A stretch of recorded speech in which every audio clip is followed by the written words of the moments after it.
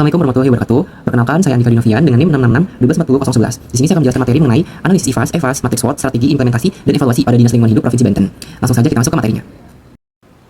Oke, jadi yang pertama ada visi misi Dinas Lingkungan Hidup Provinsi Banten. Visinya, lingkungan hidup yang lestari untuk mendukung pembangunan berkelanjutan menuju Provinsi Banten Emas 2045. Misinya, melakukan perencanaan lingkungan hidup yang efektif, melaksanakan ekonomi hijau melalui pengendalian lingkungan hidup yang inklusif dan partisipatif, melaksanakan penegakan hukum lingkungan hidup yang kuat dan adil, melakukan tata kelola pemerintahan bidang lingkungan hidup yang baik.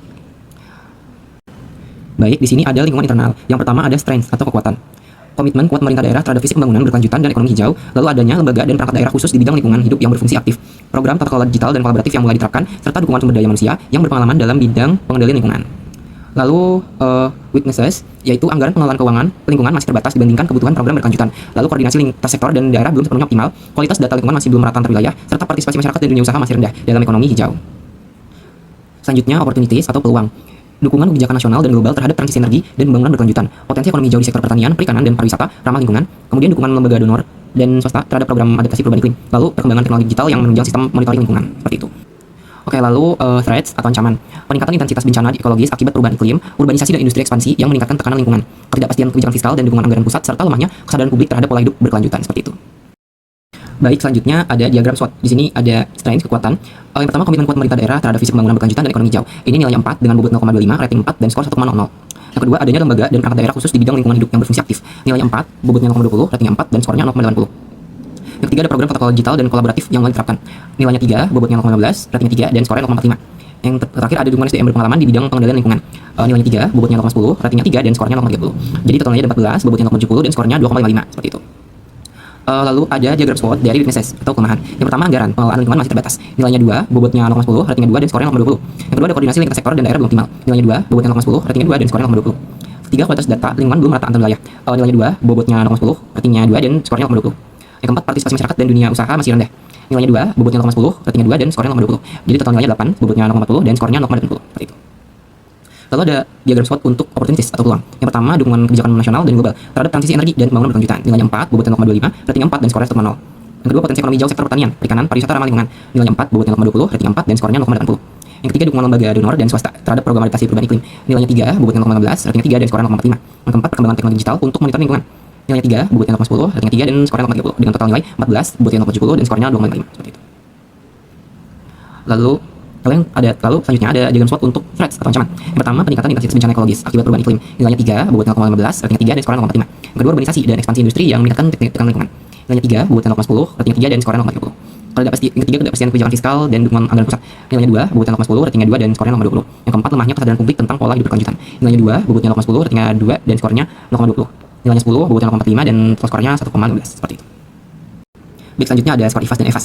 IFAS Internal Strategic Factor Analysis Summary. IFAS-nya strength weakness dengan strength-nya itu 2,55, weakness-nya 0,80. IFAS-nya itu 2,5 kurang 80 jadi total 1,75. Kemudian EVAS External Strategic Factor Analysis Summary. EVAS-nya itu opportunity kurang threat. Opportunity-nya 2,55, threat-nya itu 1,15. Jadinya 2,55 dikurang 1,15 itu 1,40. Oke, lalu masuk ke interpretasi diagram atau kuadran ya sebutnya. Jadi Dinas Lingkungan Hidup Provinsi Banten masuk kepada kuadran 1 yaitu pertumbuhan atau growth dengan skornya itu 1,40 dan juga 1,75 seperti itu. Selanjutnya ada matriks SWOT.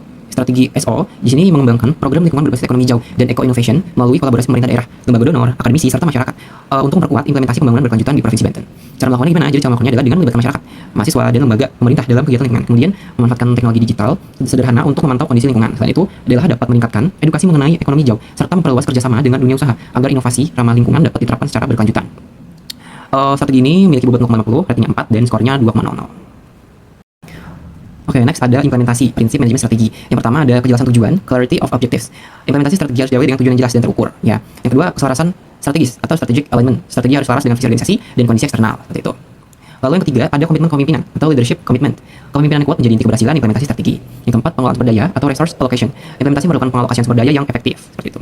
Yang kelima ada koordinasi dan kolaborasi. Coordination and collaboration. Prinsip ini menekankan pentingnya koordinasi lintas unit dan kerjasama eksternal. Yang keenam, monitoring dan evaluasi, monitoring and control. Setiap strategi harus dipantau melalui sistem kontrol DLH, menerapkan monitoring digital kualitas udara dan air gitu, dan evaluasi berkala seperti itu. Oke, next ada balance scorecard dari DLH Provinsi Banten. Di sini finansialnya 68%, customer-nya 88%, internalnya 81%, dan learning and growth 89%. Dari perspektif finansial, objektivitasnya itu efisiensi anggaran dan pengelolaan biaya. Tujuannya itu untuk menurunkan biaya operasional melalui pengadaan bahan bakar. Indikator kerjanya atau KPIS-nya, efisiensi penggunaan anggaran lingkungan 68%, penurunan biaya operasional 70%, dan optimasi pendapatan layanan 65%. Kemudian customer, meningkatkan kepuasan masyarakat. Tujuannya meningkatkan kualitas pelayanan untuk kepuasan masyarakat. KPS-nya IKM terhadap NDLH 88%, penyelesaian pengaduan pencemaran total 90%, dan peningkatan kepatuhan pelaku usaha terhadap dokumen lingkungan 85%. Yang ketiga ada internal, mengoptimalkan operasional sarana persampahan atau TPS 3R. Tujuannya meningkatkan efektivitas operasional TPS 3R. KPS-nya waktu proses pelayanan 60%, ketepatan inspeksi dan pengawasan 80%, dan efektivitas TPS 3R 80%. Yang terakhir ada learning and growth, penguatan penggunaan teknologi dan monitoring lingkungan. Tujuannya mengembangkan inovasi dan layanan digital monitoring. KPS-nya tingkat pelatihan dan lingkungan hidup 90%, inovasi layanan digital dan monitoring 98%, dan kepuasan dan retensi pegawai 90%. Seperti itu. Baik, jadi kesimpulannya adalah DLH Provinsi Banten berada pada posisi strategis untuk mendorong kebijakan lingkungan berbasis ekonomi hijau dan eco-innovation. Hasil evaluasinya menunjukkan kuatan 2,5 dan peluang 2,5 lebih besar daripada kelemahan 0,80 dan ancaman 1,15. Menempatkan DLH pada kode 1 dengan strategi SO yang agresif, dukungan komitmen pemerintah, SDM berpengalaman, kelembagaan aktif, dan digitalisasi menjadi modal utama untuk memanfaatkan peluang nasional, teknologi, dan potensi ekonomi hijau. Prinsip manajemen strategi serta scorecard menekankan arah kinerja yang kuat meski masih diperlukan peningkatan partisipasi publik dan optimalisasi anggaran guna memperkuat tata kelola lingkungan di Provinsi Banten. Sekian presentasi dari saya, kurang lebihnya mohon maaf. Wassalamualaikum warahmatullahi wabarakatuh.